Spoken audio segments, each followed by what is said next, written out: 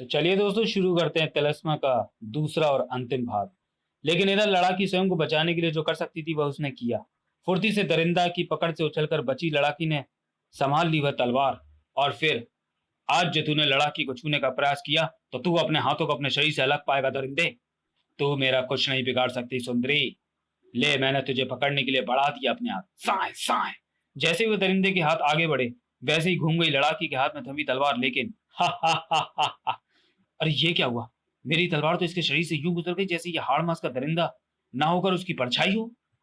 एक बार फिर वार करके देखती हूँ। साए साए। मानो हवा को काटने के लिए घूम रही थी लड़ाकी की तलवार। लेकिन वह सामने खड़े अपने शत्रु को नहीं काट पा रही थी। उफ। इतनी मेहनत के बाद भी परिणाम वही ढाक के तीन पात। हा हा हा हा हा।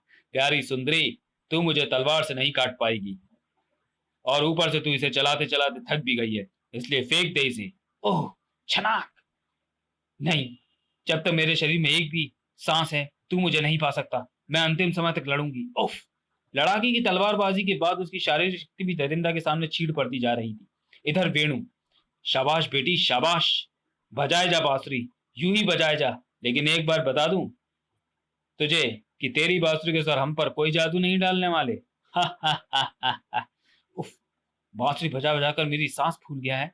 लेकिन न जाने क्यों उन पर असर नहीं हो रहा। जरूर पिताजी मेरी बांसुरी के स्वर से बचने का कोई जादुई उपाय करके आए हैं।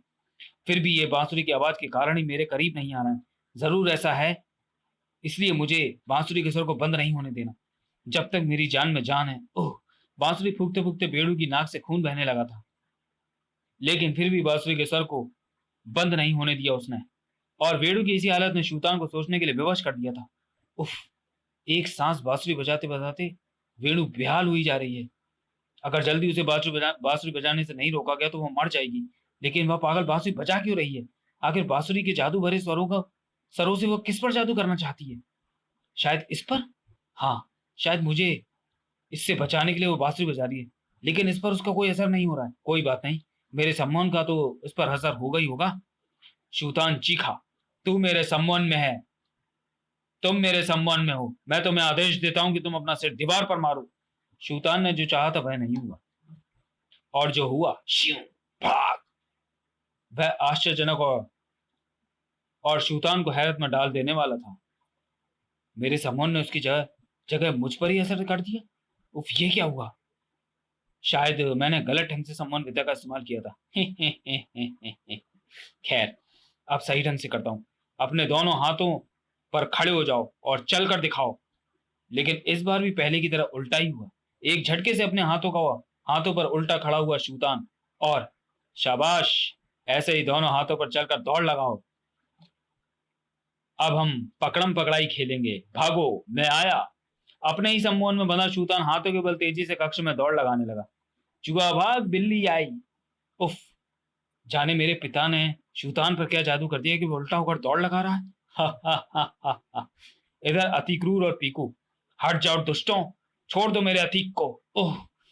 पीकू के वारों का उन योद्धाओं पर तनिक भी प्रभाव ना पड़ा। जबकि उसके एक ही वार से पीकू लहराती हुई दीवार से जा टकराई। पीकू। इसी के साथ क्रूर होता चला गया तीर क्रूर का चेहरा।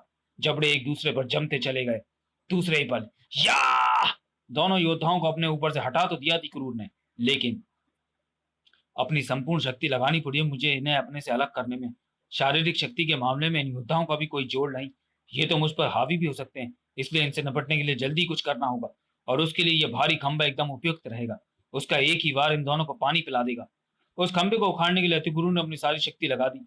परंतु उफ।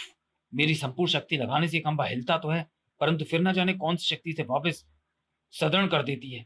मैं इसे नहीं उखाड़ पाऊंगा। हार मान गया था वह शक्तिशाली। और लड़ाई में हार मानने वालों का ये हाल होता ही है। मैं इनकी शक्ति का सामना नहीं कर सकता। मुझे अब स्वयं को नियति के सहारे छोड़ देना चाहिए। आह। मेरी सांसें छूटी जा रही हैं। भोकाल बचाओ। भोकाल आह। अचानक भोकाल के मस्तिष्क में कौंधा वह विचार। ये रहस्यमय संकट हम पर तिलिस्मा से आए हुए हैं। तिलिस्मा तो खुद रहस्यमय शक्तियों का भंडार है। इसकी सहायता से इन संकटों को तो चुटकियों में दूर किया जा सकता है। लेकिन इसके लिए मेरा तिलिस्मा के यांत्रिक कक्ष में पहुंचना अत्यंत आवश्यक है। और इसके लिए आवश्यक है इस प्राणी की जकड़ से स्वयं को मुक्त करना। यूं तो यह लगभग असंभव सा कार्य है। परंतु अगर अपना और तुरीन का जीवन बचाना है तो मुझे इस असंभव कार्य को हर दशा में संभव कर दिखाना होगा। जी तोड़ प्रयास प्रयास के बाद उस प्राणी के शिकंजे से छूटा भोकाल और उसे अपने से दूर फेंककर बाहर की तरफ भाग खड़ा हुआ। उफ, वह मेरे पीछे आ रहा है, लेकिन अब मुझे इस बात का पूरा ध्यान रखना है कि मैं उसकी पकड़ में ना हूं। मुझे संकट में घिरा छोड़कर कहां भाग चला है भोकाल। आंधी की तेजी से भागते भोकाल के कदम तिलिस्मा के यांत्रिक कक्ष में पड़ते ही ठिठक कर रुक गया। आंखें देखती रह गई उस दृश्य को जिसे देखने की उन्होंने कल्पना भी ना की थी। ओह, ये मैं क्या देख रहा हूँ। तिलिस्मा की यांत्रिक प्रणाली के सामने लगे आसन पर कोई आकृति सी विराजमान है। कौन है ये? वह आकृति एक झटके से आसन से उठकर भोकाल के सामने खड़ी हो गई। ये मैं हूं, महाबली, और मेरा नाम है कालकी। मेरा कोई निश्चित आकार नहीं है। जब चाहूं जैसा चाहूं आकार ले सकता हूं। लेकिन तुम आए कहां से हो? तिलिस्मा में कैसे पहुंचे? और तुम कर क्या रहे हो यहाँ? मैं पृथ्वी से सैकड़ों मील दूर गहन आकाश गंगा में बसे उदर नामक ग्रह का प्राणी हूँ। उधर के सभी प्राणियों की विभिन्न एवं विचित्र खेलों में बड़ी रुचि है। क्योंकि खेल खेलने का यह सिलसिला सैकड़ों वर्षों से चलता आ रहा है, इसलिए सब उधरवासियों को उन खेलों में कोई रुचि नहीं रही। तब उन्होंने अपने अपने खेल के शौक को पूरा करने के लिए उन ग्रहों पर निकलने का निर्णय किया जिन पर जीवन है। इसी अभियान के तहत मैं पृथ्वी को खोजकर यहाँ आ उतरा। यहाँ मुझे पृथ्वीवासियों का रूप धरने में भला क्या देर लगती। यहाँ मुझे एक रोमांचक खेल होता दिखाई दिया जिसे शायद तुम विवाह का नाम देते हो। विवाह के सारे खेल को मैं बड़ी ही दिलचस्पी से देखता रहा। इस खेल में मुझे बड़ा आनंद आया। फिर कई दिन चलने के बाद धीरे धीरे वह खेल समाप्त होता चला गया। सभी मेहमान वापस लौट गए, लेकिन मुझे कहाँ जाना था। मैं इसी महल में रह गया। और अब चूंकि मुझे नया खेल खेलना था, इसलिए आज मैंने यह नया खेल खेलने की सोच ली। मैंने इस खेल को स्वप्नलीला नाम दिया।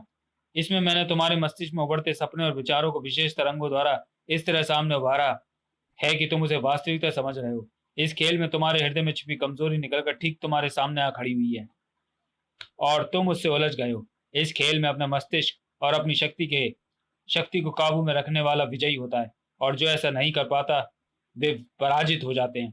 पराजित होने को शायद तुम्हारा यहाँ नष्ट होना भी कहते हैं। तुम्हारे साथ साथ इस महल में मौजूद तुम्हारे अन्य साथी भी मेरे खेल का हिस्सा हैं। तुमने यहाँ पहुंचकर सिद्ध कर दिया कि तुम विजयी हुए हो, लेकिन मुझे नहीं लगता कि तुम्हारे अन्य साथी ऐसा कर पाए। उनकी दशा बता रही है कि वो पराजित होंगे। अपने खेल के चक्कर में तुम मेरे साथियों को नष्ट करने पर तुले हुए हो। बंद करो ये सब। भड़ाक। ओह, भोकाल के इस बार के साथ ही कालकी का क्रोध भरा स्वर गूंजा। तुमने मेरे खेल में विघ्न डाला, इसलिए तुम मेरे शत्रु हो। तुम्हें इसका दंड मिलेगा। कालिकी को उस भीषण वार से तड़प उठा भोकाल। ज्यों ही आगे बढ़ा त्यों ही एक खेल में तू विजयी हुआ भोकाल, लेकिन अब खेले जाने में खेल में तू सिर्फ और सिर्फ पराजित होगा, क्योंकि खेल तुझे मेरे साथ खेलना होगा। ओह, इसने तो भयंकर रूप धारण कर लिया। इसे यहां से गायब करने के लिए तुरंत ही तिलिस्मा के यांत्रिक कलों तक पहुंचना होगा। लेकिन जैसे ही भोकाल ने उधर दौड़ लगाई, वैसे ही मैं जानता हूं तू वहां तक क्यों पहुंचना चाहता है भोकाल। जिन सुरक्षा प्रबंधों को मैंने अपनी शक्ति से निष्क्रिय कर दिया था, तूने फिर चालू करना चाहता है। ठड़ाक। तेरा वहां तक पहुंचना मैं अपनी पराजय समझूंगा, और कालकी को पराजय शब्द से सख्त सख्त घृणा है। ठड़ाक। कालकी भोकाल को संभलने का कोई अवसर नहीं दे रहा था। कुछ क्षणों के बाद ही भोकाल का लहू से लथपथ शरीर नीचे आ गिरा। हर खेल की तरह इस खेल में भी विजयी हुआ मैं। अब इसी की तरह इनके बाकी साथियों को भी नष्ट होने में ज्यादा देर नहीं लगेगी। मेरे साथी तुरीन, अतिक्रूर, शूतान, पीकू और वेणु, नहीं, ऐसा नहीं होगा। मेरे होते ऐसा नहीं होगा। एक पल के लिए भोकाल ने अपनी क्षीण होती सारी शक्ति को संजोया। दूसरे ही पल हवा में लहरा कर वह ठीक अपने लक्ष्य पर जा गिरा। इसी के साथ भोकाल के हाथ तेजी से सुरक्षा प्रणाली को चालू करते चले गए। नहीं, यह नहीं हो सकता। मैं पराजित नहीं हो सकता। नहीं, नहीं। तिलिस्मा की रहस्यमयी सुरक्षा प्रणाली के प्रभाव से अत्यंत सूक्ष्म रूप में बदलता चला गया कालकी। लेकिन भोकाल की आंखें ये ना देख सकी। वे तो उस घटना से पहले ही बेहोशी के प्रभाव से बंद हो चुकी थी। शीघ्र ही तुम सब सकुशल हो? हाँ मित्र, जाने एकाएक हमें क्या हुआ था कि हम अपने आप से ही लड़ने लगे थे। फिर अचानक ही सब कुछ सामान्य भी हो गया। फिर हमने तुम्हें ढूंढा तो तुम अचेत पड़े हुए मिले।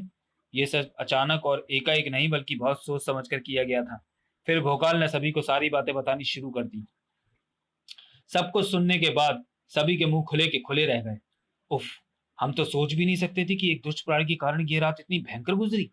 सत्य यही है साथियों, लेकिन महागुरु की कृपा से ये काली भयानक रात गुजर चुकी है और एक सुहानी भोर शुरू हो चुकी है।